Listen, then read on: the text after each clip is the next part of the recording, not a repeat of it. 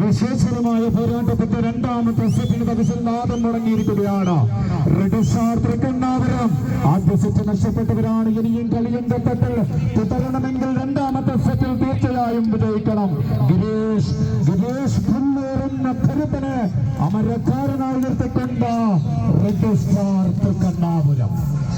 ശമലും ശിഖനും യഥവും ജിബിനും ഒരുപാട് താരങ്ങളുമായിട്ട് സൗരവും മിഥുനും ശിവാഗമടങ്ങുന്ന കുത്തുപറമ്പിന്റെ പടവീരന്മാർ തന്നെയാണ് ഈ മണ്ണിലുള്ളത്.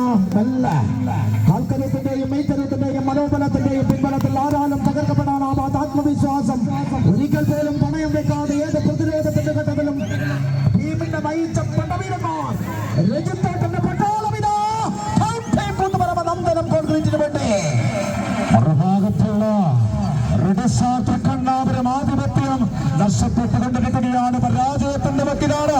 ഒരേ ഒരു പിടുത്തം, ഒരൊറ്റപ്പിടുത്തം, സെന്റിമീറ്റർ മാത്രമാണ് ബാക്കിയുള്ളത് മറുഭാഗത്ത് വിജയിക്കുവാൻ.